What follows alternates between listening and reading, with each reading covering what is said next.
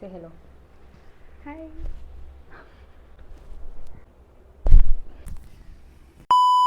Hello everyone and this is my cat Milo. इसके साथ video बनाना थोड़ा सा मुश्किल हो जाएगा। तो I actually got a request to make a video on my cat. As you can see he is sleeping right now. सो नहीं रहा है, बस वो नखरे कर रहा है because he don't want to come into the video and it's impossible to make video along with him. इसको मैं गोद में लेके बिल्कुल नहीं बैठ सकती। So I hope you guys can understand. Okay, I am not an expert, what ever experience I have with him I am gonna share that only. अच्छा जी, अगर शुरू से शुरू किया जाए तो ये हमारे साथ तब से है जब ये सिर्फ 15 दिन का था।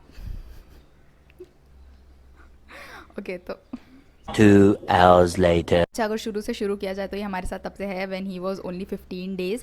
कुछ महीने का भी नहीं था, बहुत छोटू सा था और मेरा भाई से घर लेकर आया था और इसका नाम हमने माइलो रखा है।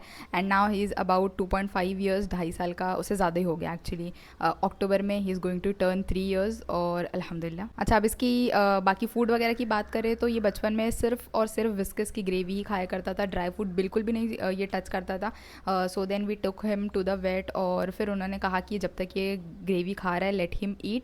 और फिर धीरे धीरे करके हमने ऐसे ड्राई फ्रूट जो है इंट्रोड्यूस करवाया था अलॉन्ग विद द ग्रेवी। और अगर ग्रेवी की बात करें तो हम ऐसे विस्कस की ग्रेवी देते हैं एंड ड्राई फ्रूट में हम सिर्फ रॉयल कैनिन देते हैं because that's one of the best quality food you can get for your cat और डॉग्स का I don't know, but for cats Royal Canin is one of the best food brand out there in terms of quality, in terms of nutrition and also in terms of taste. अच्छा, और भी सारे brands हैं। Viscous का जो dry food है वो बिल्कुल भी ना दे क्योंकि उसके मैंने बहुत ज़्यादा नेगेटिव रिव्यू सुन रखे हैं क्योंकि मैंने देखा था इंस्टा पर भी काफ़ी लोगों ने कंप्लेन की है। तो उसका ड्राई फ्रूट बिल्कुल अच्छा नहीं होता है। हाँ, ग्रेवी मैंने वेट से भी पूछा था, कंफर्म किया है you can give the viscous का ग्रेवी अलॉन्ग विद और भी बहुत सारे ब्रांड्स होते हैं जिनके शेबा करके एक है, वो भी अच्छा ब्रांड है।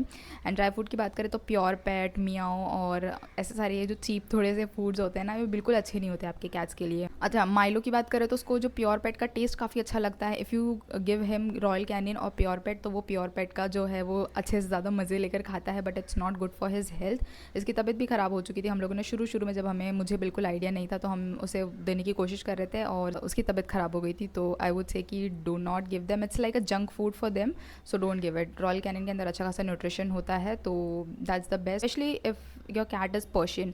मतलब ये थोड़े से ज़्यादा, इनके इम्यून सिस्टम इतना स्ट्रॉन्ग नहीं होता है, ये इंडोर कैट्स होते हैं, इनका डिफेंस मैकेनिज्म इतना अच्छा नहीं होता है ना।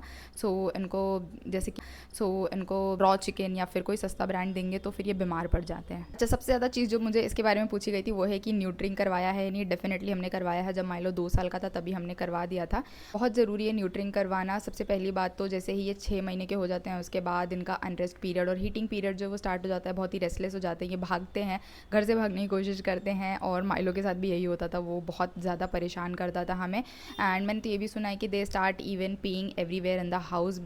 शुक्र से माइलो ये नहीं करता था, बट मैंने सुना है कि ऑलमोस्ट सभी कैट्स के साथ ये होता है। माइलो ने एक कारनामा किया था कि उसने जो हमारे वॉशरूम का जो शीशा है ना वो तोड़ दिया था, मतलब भागने की इतनी ज़्यादा वो कोशिश कर रहा था। तो हाँ, ये डेफिनेटली न्यूट्रिंग बहुत ज़्यादा ज़रूरी। एंड नॉट ओनली दैट, इनकी जो हेल्थ होती है ना वो भी न्यूट्रिंग कराने के बाद बेटर हो जाती है, हेल्थ इंप्रूव होती है इनकी। और आई वुड से कि इनकी जो लाइफ है ना वो इंक्रीज़ हो जाती है। तो न्यूट्रिंग कराना डेफिनेटली बहुत ज़्यादा ज़रूरी है। डोंट थिंक कि हम लोग इनकी जो है वो जनरेशन रोक रहे, ऐसा कुछ नहीं है। And it's not even forbidden in Islam. मैंने सारी पूरी चेक वेक करके ही इसकी जो न्यूट्रिंग है वो हमने कराई थी। प्रोसीजर की बात करें तो बहुत ज़्यादा टाइम तो नहीं लगता है, मतलब विद इन 10 to 15 मिनट्स इसकी सर्जरी हो गई थी। लेकिन उसके पहले जो सेडेट करना पड़ता है और सेडेट से पहले इसको 5 से 6 घंटे जो है वो भूखा रहना पड़ता है। That is the most difficult period क्योंकि हमारा जो बिल्ला है वो हर 1 घंटे में खाना खाता है और वो सेडेशन का जो असर होता है वो काफ़ी घंटों तक रहता है। लगभग रात के 11 से 12 बज गए थे जब इसका जो असर वो धीरे धीरे उतरना शुरू हो गया था और मेरे बच्चे ने सीधा रात में खाना खाया था, पूरा दिन भूखा था वो। तो खैर बहुत ज़्यादा कोई प्रॉब्लम की बात नहीं होती है। अच्छा हाँ, if a cat is female तो उनका प्रोसीजर थोड़ा सा और लंबा भी होता है और उनका आफ्टर सर्जरी है ना बहुत ज़्यादा ध्यान भी रखना पड़ता है as compare to males. Healing के लिए उनको ज़्यादा टाइम लगता है। और अगर कॉस्टिंग की बात करें तो मैं तो ऐसे जहाँ हमेशा हम क्लिनिक में ले जाते हैं, it was a private clinic, तो वहीं लेके गई थी। Costing was around 3.5K, 3,500। और फीमेल्स का ज़्यादा होता है cost, around I would say double हो जाता है, मैंने ऐसा सुना है। And I don't know, I have no idea about the government hospitals. हाँ, न्यूट्रिंग की आखिरी बात, इसके नेचर में डेफिनेटली डेफिनेटली बहुत ज़्यादा चेंज आया है। पहले बहुत ज़्यादा शैतान था, बहुत तंग करता था, अभी भी है, ऐसा नहीं है कि ये सुधर चुका है, लेकिन डेफिनेटली थोड़े काम हो जाते हैं। जो घर से भागने की बार बार कोशिश कर रहे होते हैं ना, वो डेफिनेटली शांत हो जाता है। पहले नीचे ले जाया करती थी टहलाने के लिए every single day in the evening, तो बिल्कुल नहीं डरता था, बहुत आराम से मज़े लेकर ये वॉकिंग किया करता था। लेकिन अब ये डेफिनेटली डरता है गाड़ियों से या फिर अनजान लोगों से भी बहुत ज़्यादा डरता है। हम सब जो घर के मेंबर्स हैं उनके साथ ये बहुत फ्रीली रहेगा, कोई भी नया इंसान आता है तो डरता है, पहले ऐसा नहीं था। तो वो एक चेंज आया है और आई वुड से कि ये अच्छा ही है, क्योंकि अगर ये बार बार घर से भागने की कोशिश करते हैं ना, so it's not good for them, because ये इंडोर कैट्स होते हैं और स्ट्रे कैट्स या फिर डॉग्स के अटैक करने के चांसेस होते हैं। सो इट्स गुड कि ये घर में ही रहे ज़्यादा। ऑल्दो माइलो अभी भी तंग करता है, तो मैं इसे बस अपने जो फ्लोर की हमारे लॉबी है तो उसी में कभी कभी बस टहला देती हूँ, दैट्स इट। अच्छा, अगर हेयर्स की बात करें तो बहुत ज़्यादा ग्रो होते हैं obviously, because he is a Persian cat, तो ट्रिम करवाना बहुत ज़रूरी है। लेकिन ये वो भी नहीं करवाता है, हम इसे वेट के पास ले जाते हैं ट्रिमिंग करवाने के लिए, लेकिन वो 1 घंटा ना मतलब तबाही मचा देता है पूरे क्लिनिक में। बेचारे वो जो ट्रिम करने वाले भैया होते हैं ना, वो भी परेशान हो जाते हैं। मैं अब तक 2 से 3 बार इसे ले गई हूँ ट्रिमिंग करवाने के लिए, और जितनी भी बार ले गई हूँ उसमें कभी भी कंप्लीट इसने पूरे बालों की जो ट्रिमिंग नहीं करवाई है। या तो कभी हाथ रह जाएंगे या कभी पैर रह जाते थे, क्योंकि इतना ज़्यादा गुस्सा करने लग जाता था। इसे ट्रीट खिला दो, कुछ भी करा दो, ये बिल्कुल शांत नहीं होता था। तो फिर पिछले कुछ टाइम से मैंने ये ट्राई किया कि मैं घर में ही जो सिज़र होता है ना छोटू वाला, वो लेकर है ना इसके पूरे बाल अपने हाथों से बैठ के ना बस कट करती हूँ। ऑब्वियसली बिल्कुल अच्छे से परफेक्शन से कट नहीं होते हैं, मैं घर में लाके ट्रिमर से भी कर सकती हूँ, लेकिन उसकी आवाज़ से भी ये डरता है, हेयर ड्रायर की आवाज़ से भी ये भागने लगता है, बिल्कुल नहीं करवाता है। तो फिर ये थोड़ा सा जुगाड़ू तरीका है, लेकिन 3 से 4 दिन लगते हैं मुझे इसके पूरे बाल कट करने में, और ये करवाता भी नहीं, सिज़र से भी नहीं करवाता है। लेकिन खैर कोई बात नहीं, करना तो पड़ेगा ही। नेल्स वगैरह नहीं कट करवाएगा, ईयर क्लीनिंग नहीं करवाता है, एक दिन 2 नेल्स कट करेंगे, फिर दूसरे दिन 2 नेल्स कट करने पड़ते हैं। ईयर क्लीनिंग करवाने के लिए उसको आराम से बैठाना पड़ता है, या तो ट्रीट उसे दो, तो बहुत तंग करता है ये। और अगर नहलाने की बात करें तो हम इसे क्लिनिक में नहीं ले जाते हैं, उसके लिए हम इसे घर में ही शार देते हैं, वो भी बहुत रेयरली। आई वुड से अभी तक मैंने इसे 4 से 5 बार, उससे ज़्यादा बार अभी तक शार नहीं दिया, because cats are usually clean, they clean themselves, तो इतने ज़्यादा इनकी शावर की, इनको ना शार की ज़रूरत होती नहीं है। और उसे भी ना पानी वगैरह से बहुत ज़्यादा डर भी लगता है, बहुत बहुत ज़्यादा गुस्सा भी करता है ये।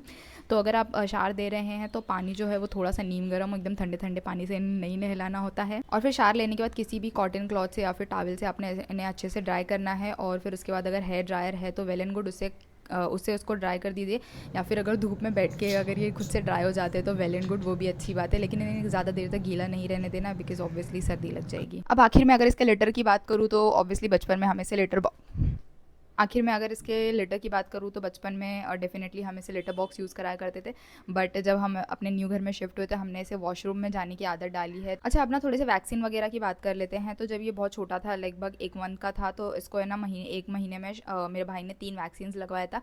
दैट वॉज फॉर इनके इम्यून सिस्टम के लिए होता है, और जैसे कि अगर ये किसी को बाइट वगैरह कर ले तो उस इंसान को कुछ हार्म ना हो, तो उन सब चीज़ों के लिए वैक्सीन होता है। उसके बाद जब ये अडल्ट हो जाते हैं, जब 1 साल के हो जाते हैं, उसके बाद एवरी ईयर इनको एक वैक्सीन लगता है। इट्स फॉर देयर हेल्थ, थोड़ा सा कॉस्टली होता है, आई गेस अराउंड 1800 का था वो एक वैक्सीन जो मैंने लगवाया था। तो हाँ, एक बार में साल में एक बार आपको लगवाना होता है वो वैक्सीन, उनकी हेल्थ अच्छी रहती है उससे। और उसके अलावा इनको डीवॉर्मिंग वगैरह भी करवानी होती है एवरी 3 to 4 मंथ्स, ताकि इनका जो पेट है वो भी साफ रहे। हाँ, इनकी भी मल्टीविटामिन्स वगैरह भी होती है, और मेरे पास काफ़ी सारा मेडिसिन है, और I would say huge collection of medicine Milo की रखी हुई है, बुखार की है, और आई ड्रॉप्स है, फिर मल्टीविटामिन्स है, देन किडनी, एंड काफ़ी ज़्यादा चीज़ें हैं। एंड आई नो कोई भी कैट्स नहीं लेते या कोई भी एनिमल जल्दी नहीं लेते हैं मेडिसिन, तो वैसे तो डॉक्टर्स कहते हैं कि इनको खाने में ही जो है वो ऐड करके दो, but once they smell the food ना, तो वो नहीं खाएंगे उसके बाद, तो ऑब्वियसली थोड़ा सा ज़बरदस्ती करना पड़ता है, बट दैट्स फाइन, ये उनकी हेल्थ के लिए होता है। और मुझसे ये भी बोला गया था कि मैं इसकी रूटीन बताऊँ, मतलब what do you guys think इसकी क्या रूटीन हो सकती है? ही जस्ट ईट्स एंड स्लीप, ये दिन में सोता है, रात में जागेगा, खेलेगा, पूरे घर में तबाही मचाएगा और खाएगा, रात में सोएगा but just for a very short period of time, और फिर सुबह सुबह जल्दी उठ जाता है सबके साथ, सुबह उठते साथ ही नीड्स फूड, और रात में जब तक जाग रहा है ही नीड्स फूड, और फिर दिन में सोएगा। अभी भी वो नीचे जाके सो ही रहा है, एंड हाँ, वो नीचे ही सोता है। मैंने उसके लिए ना अमेज़ॉन से इतना बड़ा सा घर ऑर्डर किया था, एक पूरा ट्री हाउस ऑर्डर किया था, उसको बैठ के मैंने 2 घंटे लगा के उसको असेंबल किया था। लेकिन मजाल है मेरा बिल्ला 1 मिनट भी उसमें बैठा हो, मैंने उठा के उसमें रख रही थी उसे कि वो बैठे थोड़ा इन्जॉय करे, बट वो 1 मिनट के लिए भी उसमें नहीं बैठा था। एंड अफसोस मुझे फिर वो सारा निकाल कर और वापस करना पड़ा था मुझे अमेज़ॉन को। अच्छा हाँ, कैट टॉयज़ मंगा कर भी कोई मतलब नहीं, क्योंकि मेरा बिल्लू उससे भी बिल्कुल नहीं खेलता है, घर की चीज़ें ज़रूर तोड़ेगा, घर में भागेगा, तो बस यही उसका प्ले टाइम है। It was it. और अब माइलो आया है आखिर में बाय बोलने के लिए, क्योंकि आखिर तक ये मुझे नहीं लगता टिकने वाला है वीडियो में। So let's say bye. Milo, सबको बाय बोलो, माइलो माइलो माइलो। और बस मैं अपना वीडियो यहीं पर एंड करना चाहूँगी. आई hope you guys would have like this video. अगर पसंद आया हो so do give it a like. Don't forget to subscribe my channel and thank you so much for watching this video. And do let me know if I should make more similar kind of a content like sitting in front of camera and speaking, or just the previous vlogs were fine. So I literally enjoyed making this video. I hope you guys would have too. So let's meet in our next vlog. Till then, stay positive, keep smiling, and goodbye.